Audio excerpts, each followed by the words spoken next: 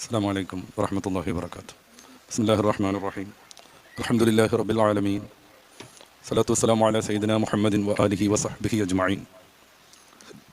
رب اشرح لي صدري ويسر لي أمري واحلل عقدة من لساني يفقهوا قولي. اللهم صل على سيدنا محمد وعلى آل سيدنا ومولانا محمد وبارك على سيدنا محمد وعلى آل سيدنا ومولانا محمد كما صليت وسلمت وباركت على سيدنا إبراهيم عليه السلام وعلى آل سيدنا إبراهيم في العالمين إنك حميد مجيد.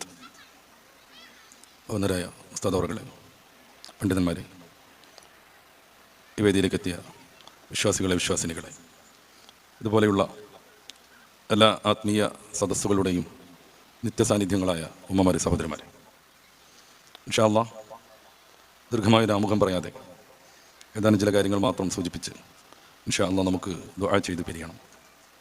അല്ലാഹു ഈ സംഗമം നമ്മിൽ നിന്ന് കബൂലാക്കുമാറാവട്ടെ. ഇതിനുവേണ്ടി അധ്വാനിച്ച, ഇതിനുവേണ്ടി ധാരാളം സമയവും സമ്പത്തും ചെലവഴിച്ച നിരവധി ആളുകളുണ്ട്. അല്ലാഹു എല്ലാവർക്കും ദുനിയാവിലും ആഖിറത്തിലും അർഹമായ പ്രതിഫലം നൽകുമാറാവട്ടെ. ആമീൻ. നമ്മൾ മനുഷ്യരായതുകൊണ്ടാണ് ഇങ്ങനെ ഒരുമിച്ച് കൂടുന്നത്. മനുഷ്യരല്ലാത്ത മറ്റൊരു ജൈവലോകത്തും ഇങ്ങനെയുള്ള സംഗമങ്ങളില്ല. മനുഷ്യൻ മൃഗങ്ങളെയും മറ്റും കഥാപാത്രങ്ങളാക്കി കഥകൾ എഴുതുമ്പോൾ പാറപ്പുറത്ത് കുറുക്കൻ്റെ അധ്യക്ഷതയിൽ മൃഗങ്ങളുടെ യോഗം നടന്നത് കാണും. യഥാർത്ഥ ലോകത്ത് പക്ഷേ അതൊന്നുമില്ല. എന്തുകൊണ്ടാണ് നമുക്ക് മാത്രം ഇങ്ങനെ ഉയർന്ന് ചിന്തിക്കാൻ പറ്റുന്നത്? നമ്മുടെ ജീവിതത്തിൽ മാത്രം പുരോഗതി കാണാൻ കഴിയുന്നത്? നമ്മുടെ ജീവിതത്തിൽ മാത്രം പിന്നെയും പിന്നെയും മാറ്റങ്ങൾ സംഭവിച്ചുകൊണ്ടിരിക്കുന്നത്? ഇതാണ് മനുഷ്യരും മറ്റ് ജീവജാലങ്ങളും തമ്മിലുള്ള വ്യത്യാസം. ഹോമോസാപ്പിയൻ എന്നാണ് മനുഷ്യനെ കുറിച്ച് പറയുക. അത് ഈ അടുത്ത കാലത്തുണ്ടായ നിർവചനമൊന്നുമല്ല. സോക്രട്ടീസിൻ്റെ കാലം മുതൽ അങ്ങനെയാണ്. എന്താ ഹോമോസാപ്പിയൻ? ചിന്തിക്കുന്ന മൃഗം എന്നർത്ഥം. മനുഷ്യൻ്റെ പ്രത്യേകത ചിന്തിക്കലാണ് എന്ന് അവൻ അള്ളാഹു നൽകിയ വിവേകവും പക്വതയുമാണെന്നും കാര്യങ്ങളെ വിലയിരുത്താനും നല്ലത് തിരഞ്ഞെടുക്കാനും ചെറിയ ചെറിയ കാര്യങ്ങൾ പരിശോധിച്ച് പൊതുവായൊരു തീരുമാനത്തിലേക്ക് എത്താനുമുള്ള ശേഷിയാണെന്ന് നമ്മളൊക്കെ മനസ്സിലാക്കിയിട്ടുണ്ട്. അതുകൊണ്ടാണ് നമ്മുടെ ജീവിതത്തിൽ നിരന്തരമായ അപ്ഡേഷനുകൾ ഉണ്ടാകുന്നത്. ഒരു 10 വർഷം മുന്നേ ഈ പ്രഭാഷണം നടക്കുമ്പോൾ ഇങ്ങനെയുള്ളൊരു വേദിയും സംവിധാനങ്ങളും ഇവിടെ ഉണ്ടാവുകയേയില്ല. നമ്മുടെയൊക്കെ ഉപ്പമാരും വല്യപ്പമാരും ഈ സദസ്സിലുണ്ട്. അല്ലാഹു ആഫിയത്തുള്ള ദീർഘായുസ്സ് നൽകട്ടെ. അവരുടെ ഒന്നും ചെറുപ്പകാലത്ത് ഇത്തരം സംവിധാനങ്ങളേ ഇല്ല. നമ്മുടെ വീടും പള്ളിയും ഇത്രമേൽ പ്രൗഢമല്ല. നിരന്തരമായി മാറിക്കൊണ്ടേയിരുന്നു നാം. ആന്ത്രോപോളജി പഠിച്ച കുട്ടികൾ ഈ സദസ്സിലുണ്ടാകും. നരവംശാസ്ത്രം. മനുഷ്യൻ്റെ ജീവിതത്തിൽ നിരന്തരമായ മാറ്റങ്ങൾ ഉണ്ടായി എന്നാണ് ആ ഒരു വിജ്ഞാനം നമ്മളെ പഠിപ്പിക്കുന്നത്. മറ്റ് ജീവിവർഗങ്ങൾ എങ്ങനെയാണോ ജനിച്ചത്, എങ്ങനെയാണോ ഉണ്ടായത്, അതേ അവസ്ഥയിൽ ഇപ്പോഴും നിലകൊള്ളുന്നു. ഒരു പക്ഷി കൂട് വെക്കുന്നതിൽ ഒരു മാറ്റവും വന്നിട്ടില്ല. ഏതെങ്കിലും ഒരു വന്യ ജീവി ആഹാരം തിരഞ്ഞെടുക്കുന്നതിൽ ഒരു മാറ്റമില്ല. എന്തിനധികം സംയുക്തമായ ഭക്ഷണം കഴിക്കാൻ പോലും ലോകത്ത് എത്ര ലക്ഷം ജീവിവർഗങ്ങളുണ്ടോ അതിൽ മനുഷ്യന് മാത്രമാണ് സാധ്യം. ജോയിൻ്റായ ഫുഡ് കഴിക്കുക. കണ്ണൂരിലാണല്ലോ ഞാൻ അത് പറയുന്നത്. ഒരു നോമ്പ് തുറക്കണമെങ്കിലൊക്കെ എത്ര ഫുഡാണ് നമ്മുടെ മേശപ്പുറത്ത് വരിക? ഒരാട് ഇതുവരെയും പുല്ലിനോടൊപ്പം ഒരു ചമ്മന്തി ഉപയോഗിച്ച് നമുക്കറിയില്ലല്ലോ. നട്ടെല്ലിൽ എഴുന്നേറ്റ് നിൽക്കുന്ന ഏക ജീവിയാണ് മനുഷ്യൻ. മറ്റു ജീവികളൊക്കെ തൽക്കാലം ഒന്ന് എഴുന്നേറ്റ് നിൽക്കും, അതോടുകൂടെ പഴയ രീതിയിലേക്കാകും. ഇത്രമേൽ അള്ളാഹു മറ്റ് ജീവികളിൽ നിന്ന് വ്യത്യസ്തരായി പടച്ച റബ്ബിന്റെ ഏറ്റവും ശ്രേഷ്ഠരായ ഈ പ്രപഞ്ചം തന്നെയും റബ്ബ് ആർക്ക് വേണ്ടി സൃഷ്ടിച്ചോ ആ വർഗമാണ് മനുഷ്യർ. ഖുർആൻ അങ്ങനെ തന്നെ പറയുന്നുണ്ട്. ഖലഖലക്കും മാ ഫിൽ അർദി ജമീഅ. ഈ ഭൂമിയിലെ സർവസ്വവും നിങ്ങൾക്ക് വേണ്ടി ഞാൻ പടച്ചു. മറ്റു ജീവികൾ ഭൂമി അനുഭവിക്കുന്നില്ല എന്ന് ചോദിച്ചേക്കും സദസ്യർ. ഉണ്ട്, പക്ഷെ അതുപോലും മനുഷ്യന് വേണ്ടിയാണെന്ന് നമ്മൾ അറിയണം. നല്ല വില കൂടിയ ഒരു ആഭരണം ഒരാടിനോ കാക്കക്കോ കിട്ടിയിട്ട്, ഒരു പശുവിനോ പൂച്ചക്കോ കിട്ടിയിട്ട് അവർക്ക് യാതൊരു ആവശ്യമില്ല. നേരെ മറിച്ച് ഈ ദുന്യാവിലെ ഓരോ വസ്തുവും മനുഷ്യന് ആവശ്യമുള്ളതാണ്. അവൻ അതിൽ നിന്ന് വിപണന സാധ്യതയും മറ്റു വസ്തുക്കളുടെ നിർമ്മാണ സാധ്യതയും തേടിക്കൊണ്ടിരിക്കുന്നു. ഇതാണ് മനുഷ്യൻ. ശാസ്ത്രരംഗത്ത് വല്ലാതെ പുരോഗതി പ്രാപിച്ചു. ഇനിയും മുന്നേറ്റം നടന്നുകൊണ്ടേയിരിക്കുന്നു. ഭൂമിയിൽ ജനങ്ങൾക്ക് താമസിക്കാൻ സൗകര്യം കിട്ടാതെ വന്നാൽ ചന്ദ്രനിൽ എങ്ങനെയാണ് താമസിക്കുക എന്നതിനെ കുറിച്ച് നമ്മൾ അന്വേഷണം നടത്തിക്കൊണ്ടേയിരിക്കുന്നു. ഇത്രമേൽ ഉന്നതനാണ്, ബുദ്ധിശക്തിയുള്ളവനാണ്, മറ്റു മൃഗങ്ങളെ കീഴടക്കാൻ മാത്രമുള്ള ശേഷിയുള്ളവനാണ്. ഒക്കെ ശരിയാണെങ്കിലും തൻ്റെ ജീവിതത്തിന്റെ ഗതി നിർണ്ണയിക്കുന്നിടത്ത് മനുഷ്യൻ പരാജയപ്പെട്ടു പോകുന്നു. അതാണ് ഇന്ന് നമ്മൾ കാണുന്ന എല്ലാ അനർത്ഥങ്ങളുടെയും കാരണം. ചൂഷണം ഗംഭീരമായി നടക്കുന്നു. മനുഷ്യനെപ്പറ്റി പോലും മനുഷ്യന്റെ വിപണന സാധ്യതയാണ് മറ്റുള്ളവർ പരിശോധിച്ചുകൊണ്ടിരിക്കുന്നത്. ഹ്യൂമൻ റിസോഴ്സ് നമ്മൾ സാധാരണ പറയുന്നതാണ്. മനുഷ്യനെ ഒരു വിപണന വസ്തുവാക്കുന്നു. എത്രമേൽ ഈ മനുഷ്യനെ കൊണ്ട് ലാഭം കിട്ടാൻ കഴിയും, ലാഭം നേടാൻ കഴിയുമെന്ന് ഓരോരുത്തരും അന്വേഷിച്ചു കൊണ്ടേയിരിക്കുന്നു. അതിനിടയിൽ മനുഷ്യന്റെ മൂല്യങ്ങൾ നശിക്കുന്നു. മാതാവും പിതാവും തമ്മിലുള്ള ബന്ധങ്ങൾക്ക് പ്രസക്തിയില്ലാതാകുന്നു. സ്വന്തം സഹോദരിയും സ്വന്തം അമ്മയും സ്വന്തം മകളും വെറും ഒരു ശരീരം മാത്രമായി പല മനുഷ്യർക്കും അനുഭവപ്പെടുന്നു. ശാന്തമായിരുന്ന കേരളത്തിന്റെ പുതിയ കാലത്തെ ഒഴുക്ക് അത്രമേൽ സംഘടമല്ലെന്ന് നമുക്കറിയാം. കേരളത്തിന്റെ ഭാവി നിശ്ചയിക്കേണ്ട, ക്ഷമയുടെയും ശാന്തിയുടെയും സ്നേഹത്തിന്റെയും പര്യായങ്ങളാകേണ്ട നഴ്സിംഗ് വിദ്യാർത്ഥികൾ പോലും അതിക്രൂരമായ മനുഷ്യപ്പറ്റുള്ളവർക്ക് സഹിക്കാൻ പറ്റാത്ത വിധം ഭീകരമായ റാഗിങ്ങുകൾക്ക് അവരുടെ ജൂനിയർ വിദ്യാർത്ഥികളെ വിധേയരാക്കിക്കൊണ്ടേയിരിക്കുന്നു. പല പല കേസുകളും നമ്മൾ കണ്ടു. പല കുട്ടികളും റാഗിങ് കൊണ്ട് മരണപ്പെട്ടത് നമ്മൾ കേട്ടു. വേറെ കുറെ കുട്ടികൾ ആത്മഹത്യ ചെയ്യുന്നത് നമ്മൾ കാണുന്നു. 26 നിലയിലുള്ള ഹോസ്റ്റൽ കെട്ടിടത്തിന്റെ മുകളിൽ നിന്ന് ചാടിയാണ് കഴിഞ്ഞ ആഴ്ചയിൽ എറണാകുളത്തെ ഒരു വിദ്യാർത്ഥി ആത്മഹത്യ ചെയ്യുന്നത്. ഗ്ലോബൽ സ്കൂളാണ്, വലിയ പണക്കാർ മാത്രം താമസിച്ച് പഠിക്കുന്ന ഇടം. കഠിനമായ ക്രൂരമായ റാഗിങ്ങിൽ മനംനൊണ്ട് താൻ താമസിക്കുന്ന 26-ാം നിലയിൽ നിന്ന് ചാടിയാണ് ആ കുട്ടി ആത്മഹത്യ ചെയ്തത്. എന്തായിരുന്നു ആ കുട്ടിയെ സീനിയർ വിദ്യാർത്ഥികൾ ചെയ്തത്? പിടിച്ചുകൊണ്ടുപോയി ടോയ്ലറ്റിൽ കമിഴ്ത്തി കിടത്തുന്നു, ക്ലോസറ്റിലേക്ക് തല അമർത്തി പിടിക്കുന്നു. 2-3 വിദ്യാർത്ഥികൾ ചേർന്ന് ക്ലോസറ്റിൽ നിന്ന് തല പൊങ്ങാതിരിക്കാൻ കാലുകൊണ്ട് ചവിട്ടി അമർത്തുന്നു. എന്നിട്ട് ഫ്ലഷ് ടാങ്ക് അടിക്കുന്നു. എല്ലാവിധ ശ്രേഷ്ഠതയുമുള്ള മനുഷ്യൻ മൃഗങ്ങളെക്കാൾ അതപ്പതിക്കുന്നത് നമ്മൾ കാണേണ്ടി വരുന്നു. ഒരു മൃഗവും അന്യായമായി മറ്റൊരു മൃഗത്തെ ദ്രോഹിക്കാറില്ല. ഒരു മൃഗവും അന്യായമായി മറ്റൊരു മൃഗത്തെ ദ്രോഹിക്കാറില്ല. ഒരു കടുവയ്ക്ക് ജീവിക്കണമെങ്കിൽ ഒരു വർഷം ചുരുങ്ങിയത് 60 മാനിനെ പിടിക്കണമെന്നാണ് കഥ. 60 മാനിനെ പിടിക്കണമെങ്കിൽ ഒരു കാട്ടിൽ ആ ആവശ്യാർത്ഥം മാത്രം 1000-നടുത്ത് മാനുകൾ വേണമെന്നാണ് കണക്ക്. എൻ്റെ പ്രിയപ്പെട്ട സഹോദരന്മാരെ ആലോചിച്ച് നോക്കൂ. എല്ലാ ദിവസവും ഓരോ മാനിനെ പിടിച്ച് അതിൽ നിന്ന് വിശപ്പുമാറോളം മാത്രം ഭക്ഷിച്ച് ബാക്കി ഉപേക്ഷിച്ച് ഒരു കടുവയും ജീവിക്കുന്നില്ല. അതിന് സാധ്യമായിട്ട് പോലും. മാംസബുക്കാണത്, അതുകൊണ്ട് മാംസം തന്നെ വേണം. മാംസം വേണമെന്ന് കരുതി കാണുന്ന മൃഗങ്ങളെ ദ്രോഹിച്ചു കൊണ്ടേയിരിക്കില്ല. ആവശ്യത്തിന് മാത്രമുള്ളത് പിടിക്കും, ഭക്ഷിക്കും. പിന്നെ ആവശ്യമുള്ളപ്പോൾ മാത്രം ഒരു മൃഗത്തെ ഒറ്റപ്പെടുത്തിയിട്ട് അതിനെ പിറകെ കൂടി അതിനെ പിടികൂടുകയും അതിനെ ഭക്ഷിക്കുകയും ചെയ്യും. അല്ലാതെ പോകുന്ന സമയത്ത് കണ്ട മൃഗങ്ങളെയൊക്കെ മാന്തി പൊളിക്കാൻ അതിന് സാധിക്കും, കടിച്ചു കുടഞ്ഞിടാൻ അതിന് സാധിക്കും, അടിച്ച് മൃഗങ്ങളുടെ കാലുടക്കാൻ അതിന് സാധിക്കും. പക്ഷെ അത് ചെയ്യുകയേയില്ല. എന്തുകൊണ്ട്? മനുഷ്യന് മാത്രമാണ് അത്തരം ദുരന്തങ്ങളെ കുറിച്ച് ആലോചിക്കാൻ കഴിയുക. ഇവിടെയാണ് എൻ്റെ പ്രിയപ്പെട്ട സഹോദരന്മാരെ, എന്നെ കേട്ടുകൊണ്ടിരിക്കുന്ന സഹോദരിമാരെ, മനുഷ്യന്റെ ജീവിതത്തിന്റെ ഉദാത്തമായ ലക്ഷ്യം എന്താണെന്ന് നമ്മൾ ഗൗരവത്തിൽ പഠിക്കേണ്ടത്. അതിനുവേണ്ടിയാണ് മനുഷ്യനെ പടച്ചവൻ നമ്മൾ ജീവിക്കാനുള്ള മാനിഫെസ്റ്റോ മതം എന്ന പേരിൽ നമുക്ക് അവതരിപ്പിച്ചു തന്നത്. പലപ്പോഴും നമ്മളിങ്ങനെ കേൾക്കാറുണ്ട്, മനുഷ്യൻ എന്തിനാ മതം എന്ന്. മനുഷ്യൻ എന്തിനാണ് മതമെന്ന് നിരന്തരമായി നമ്മുടെ മക്കൾക്ക് പലരും ഇഞ്ചക്ഷൻ ചെയ്തുകൊണ്ടിരിക്കുന്നു. എന്തിനാണ് മതം?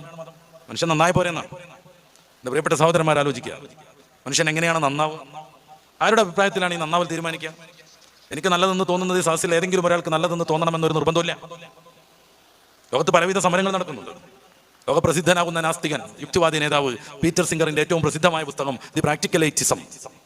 അദ്ദേഹം അതിൽ 3 കാര്യങ്ങളാണ് പ്രധാനമായും ചർച്ച ചെയ്യുന്നത്. ഒന്ന്, ഇൻസിസ്റ്റ് അനുവദിക്കണം, അഗമ്യഗമനം എന്ന് മലയാളം. ഒന്നുകൂടെ വിശദീകരിച്ച് പറഞ്ഞാൽ, അടുത്ത രക്തബന്ധുക്കളാകുന്ന അമ്മ, സഹോദരി, മകൾ പോലെയുള്ളവരുമായി ലൈംഗിക ബന്ധത്തിനുള്ള സമ്മതം കിട്ടണം. അദ്ദേഹത്തിനും അനുയായികൾക്കും യുക്തിവാദികൾക്കും അത് ശരിയാണെന്ന് തോന്നുന്നു. ഈ സദസ്സിൽ ഇത്തിരി എങ്ങാനും മനുഷ്യപ്പറ്റുള്ളവർക്ക് അത് ഏറ്റവും വൃത്തികെട്ടതാണെന്ന് തോന്നുമെന്ന് ഞാൻ പ്രതീക്ഷിക്കുന്നു. ആരനുസരിച്ചാണ് നമ്മൾ നന്മ തീരുമാനിക്കുക? അതിൽ തന്നെ മറ്റൊരു കാര്യം ചർച്ച ചെയ്യുന്നത് വികലാംഗരാകുന്ന കുഞ്ഞുങ്ങളെ കൊന്നുകളയാനുള്ള സമ്മതം വേണമെന്നാണ്. ഏതെങ്കിലും ഒരു കുഞ്ഞ് ജനിക്കുന്നത് അംഗവൈകല്യത്തോടു കൂടെയാണെങ്കിൽ ആ കുട്ടിയെ കൊന്നുകളയണം, ജീവിക്കാൻ അനുവദിക്കാൻ പാടില്ല എന്നാണ്. എന്തുകൊണ്ട്? യുക്തിവാദികൾ മുന്നോട്ട് വെക്കുന്ന ഏറ്റവും പ്രധാനപ്പെട്ട ആദർശമാകുന്ന പരിണാമം, എവല്യൂഷൻ തിയറി. മനുഷ്യനിങ്ങനെ അമീബയിൽ നിന്ന് പുരോഗതി പ്രാപിച്ച് വന്ന് വ്യത്യസ്തങ്ങളായ എവല്യൂഷനുകൾ നടന്ന് അവസാനം മനുഷ്യനായി എന്ന് പറയുന്ന ആ അബദ്ധ സിദ്ധാന്തം. ഈ പരിണാമത്തിന്റെ ഏറ്റവും പ്രധാനപ്പെട്ട ഭാഗമാണ് നമ്മുടെ കുട്ടികൾ സ്കൂളിൽ പഠിച്ചിട്ടുണ്ട്, നാച്ചുറൽ സെലക്ഷൻ, പ്രകൃതി നിർദ്ധാരണം എന്ന് മലയാളം. എന്നുവെച്ചാൽ പ്രകൃതിയിൽ നിന്നുണ്ടാകുന്ന ഇടയ്ക്കിടയ്ക്കുള്ള ഭീഷണികളെ തരണം ചെയ്ത് പിന്നെയും എല്ലാവിധ പ്രയാസങ്ങളെയും അതിജയിച്ച് മുന്നോട്ട് പോകുന്ന ഒരു ജീവിവർഗത്തിനെ മറ്റൊന്നായിട്ട് മാറാൻ പറ്റുള്ളൂ. അപ്പൊ കാലിന് നടക്കാൻ കഴിയാത്ത വികലാംഗനാകുന്ന കുട്ടി, കയ്യിന് ശേഷിയില്ലാത്ത കുട്ടി, ഓടാനാവാത്ത കുട്ടി, ആ കുട്ടിക്ക് മറ്റു കുട്ടികളോടൊപ്പം പിടിച്ചു നിൽക്കാൻ സാധ്യമല്ല. അതുകൊണ്ട് ജീവിക്കാൻ അനുവദിക്കാൻ പറ്റൂല. അവരുടെ ദർശനമനുസരിച്ച്, അവർ സമൂഹത്തിന് മുന്നിൽ സമർത്ഥിക്കാൻ ശ്രമിക്കുന്ന എവല്യൂഷൻ അനുസരിച്ച് ആ കുട്ടിക്ക് മരണമാണ് ഏറ്റവും നല്ലത്. അതിനെ കൊന്നുകളയണമെന്ന് അവർ സിദ്ധാന്തിക്കുന്നു. എല്ലാം ശ്രമിക്കുന്ന എൻ്റെ പ്രിയപ്പെട്ട സഹോദരന്മാരും ആലോചിക്കുക, ഇത് നമുക്കും ബോധ്യമാവുന്നുണ്ടോ? മനുഷ്യരാണ് ധാർമ്മികത നിശ്ചയിക്കേണ്ടതെങ്കിൽ, മനുഷ്യന് തോന്നുന്നതാണ് ശരിയെങ്കിൽ, ആ പ്രിൻസിപ്പിളിനെ കുറിച്ച് ഞാൻ പറയുന്നില്ല.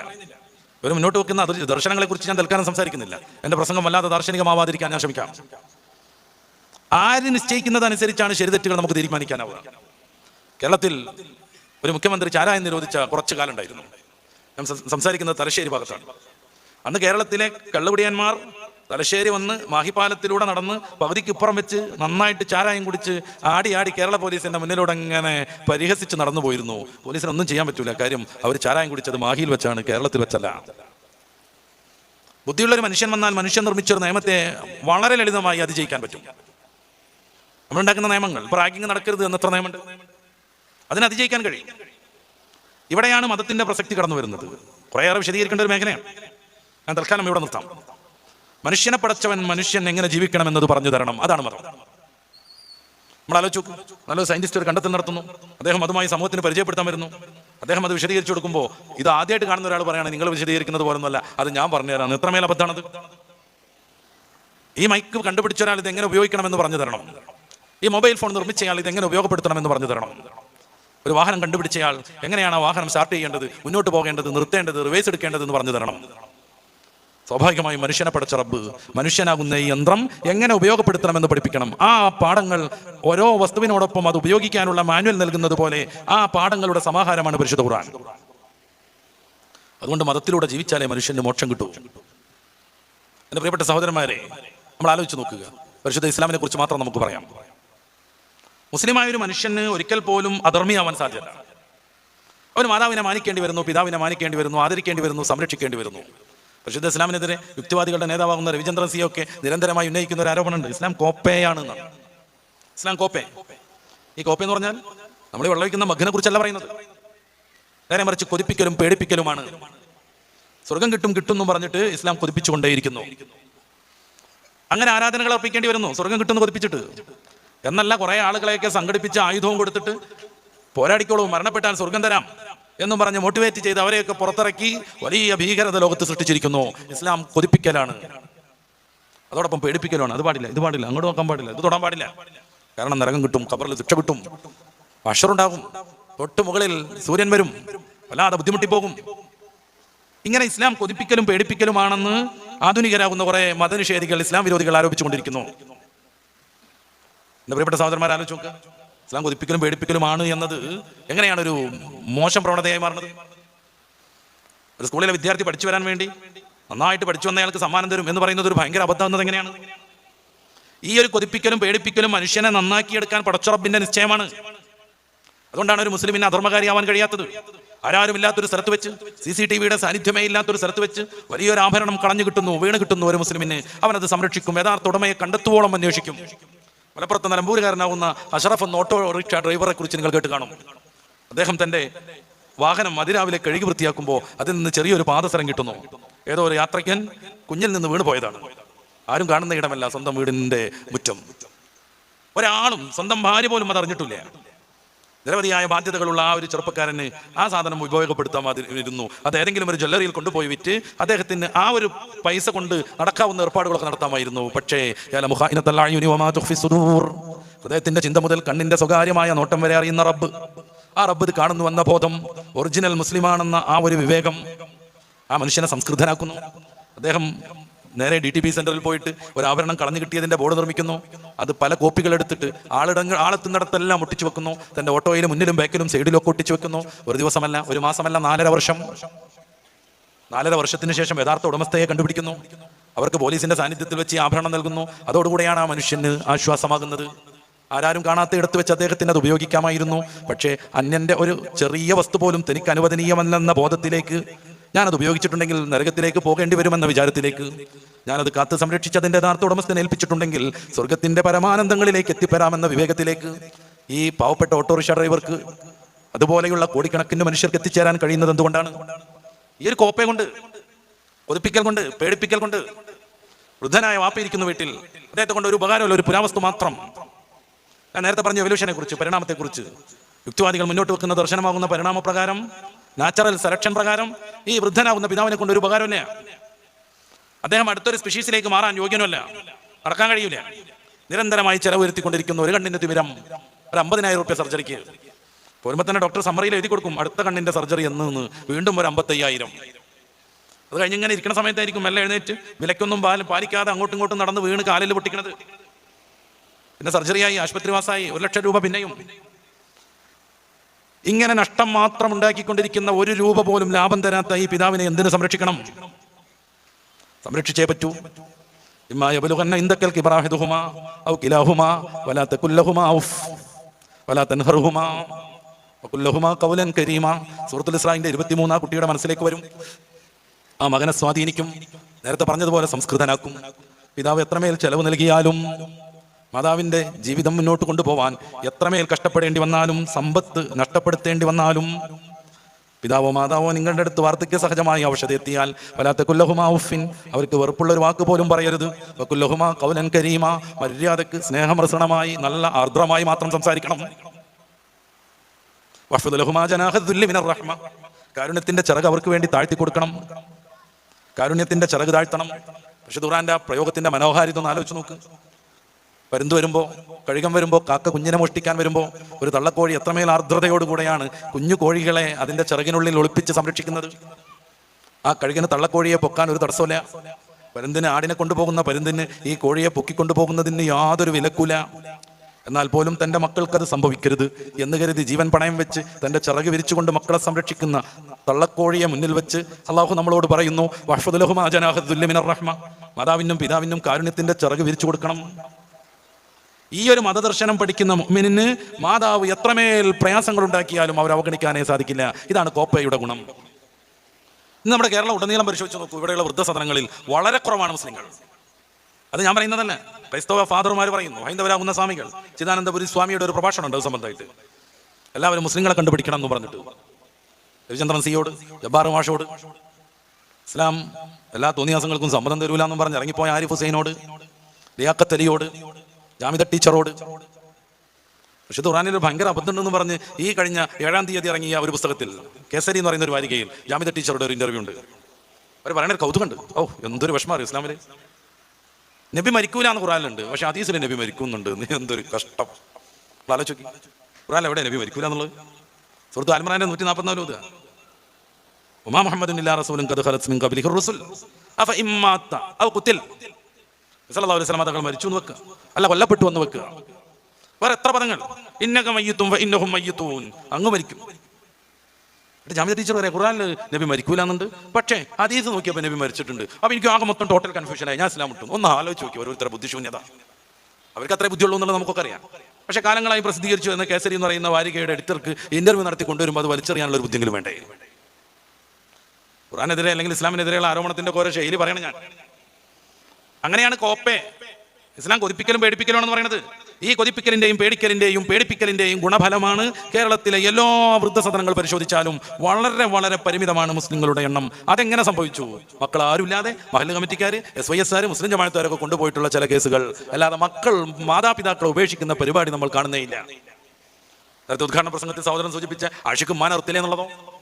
ആഷിഖല്ല അർത്ഥത്, ആഷിഖിന്റെ ഉള്ളിൽ കയറിയ MDMA ആണ് എടുത്തത്. ആഷിഖല്ല അർത്ഥത്, ആഷിഖിന്റെ അകത്ത് കയറിയ MDMA. കഴിഞ്ഞ ജനുവരി മാസത്തിൽ മാത്രം 10 കേസുകളുണ്ട് MDMA പോലെയുള്ള മയക്കുമരുന്ന് അകത്ത് കയറിയിട്ട് കൊലപാതകം നടന്ന കേസ്. അതൊരു ആഷിഖിന്റെ മാത്രമൊന്നുമല്ല. വൃദ്ധരാവുന്ന മാതാപിതാക്കളെ വീടിനുള്ളിൽ പൂട്ടിവെച്ചിട്ട് തീ കൊടുത്ത് കത്തിച്ച് കൊന്നയാളൊക്കെ ഉണ്ട്. ഒക്കെ MDMA-യിലും ലഹരിയിലും മയക്കുമരുന്നിലും അടിമയായ ആളുകൾ.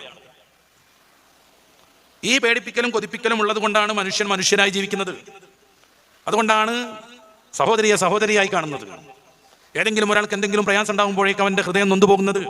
മതം നിഷേധിക്കുന്ന, ദൈവത്തെ നിഷേധിക്കുന്ന, ഇസ്ലാമിനെ പുച്ഛിച്ചു തള്ളുന്ന ഒരാളുടെ മുമ്പിൽ ഒരു സാധു മനുഷ്യൻ, ഒരു ക്യാൻസർ രോഗി, ഒരു കിഡ്നി രോഗി പ്രത്യക്ഷപ്പെടുന്നു എന്ന് സങ്കല്പിക്കുക. അദ്ദേഹത്തിന് വേണ്ടി എന്തെങ്കിലും ഒന്ന് ചെലവഴിക്കാൻ അവൻ്റെ മനസ്സിന് സാധ്യമാണോ? ഒരിക്കലും സാധ്യമല്ല. ചിലപ്പോൾ ഫോർമാലിറ്റിക്ക് വേണ്ടി കൊടുത്തു വരും. കാരണം ഈ രോഗിക്ക് വേണ്ടി 100 രൂപ കൊടുക്കുമ്പോൾ പോക്കറ്റിൽ നിന്ന് അവൻ്റെ 100 രൂപ നഷ്ടപ്പെടുന്നു. ഒരു മുസ്ലിമായ മനുഷ്യൻ ഇത്തരം ഒരു രോഗിക്ക് വേണ്ടി 100 രൂപ ദാനം ചെയ്യുമ്പോൾ ഏറ്റവും ചുരുങ്ങിയത് 10 ഇരട്ടി 1000 രൂപ അവൻ സ്വർഗത്തിക്ക് വേണ്ടി ഇൻവെസ്റ്റ് ചെയ്യുന്നു. ഇതാണ് കൊതിപ്പിക്കൽ. ഇതാണ് കൊതിപ്പിക്കൽ. അതുകൊണ്ടാണ് ക്യാൻസറിന്റെ 4ാം സ്റ്റേജിലേക്ക് എത്തിയ ഒരു യുക്തിവാദിയുടെ ഭാര്യയെക്കുറിച്ച് അവർ പരസ്യമിറക്കിയത്. അദ്ദേഹം മതമൊക്കെ വിട്ട് നമ്മളോടൊപ്പം പോന്ന് ഇപ്പൊ ഭാര്യയ്ക്ക് ഇങ്ങനെ ഒരു സങ്കീർണമായ പ്രശ്നം ഉണ്ടായപ്പോൾ ആരുമേ സഹായിക്കാനില്ല എന്ന് അവർ ദയനീയത പറയണത്. മതത്തിലായിരുന്നു അദ്ദേഹമെങ്കിൽ മതക്കാരെല്ലാവരും കൂടെ ചേർന്ന് എല്ലാ ട്രീറ്റ്മെന്റും കൊടുത്ത് എന്നോ സുഖപ്പെടുത്തുമായിരുന്നു. അദ്ദേഹം അതൊക്കെ ഇട്ടെറിഞ്ഞ് നമ്മളെ കൂടെ പോകുന്നതുകൊണ്ട് ആരും മെയിൻ ചെയ്യാനില്ല. അതുകൊണ്ട് 4ാം സ്റ്റേജ് കഴിയാൻ പോകുന്നു, 5ാം സ്റ്റേജിലേക്ക് എത്തുന്നു. എന്നിട്ട് അവർ ഗംഭീരമായ അഭ്യർത്ഥന കൊടുക്കുന്നുണ്ട്. അതുകൊണ്ട് ഇത് വായിക്കുന്ന എല്ലാ നാസ്തിക പ്രവർത്തകരും 100 രൂപയെങ്കിലും, ഒരു ഭയങ്കര സംഭവം ആലോചിച്ചോക്കണം, 100 രൂപ. ക്യാൻസറിന്റെ 5ാം സ്റ്റേജിലേക്ക് എത്തിയ ഒരു പേഷ്യന്റിനെ ട്രീറ്റ് ചെയ്യാൻ 100 രൂപ.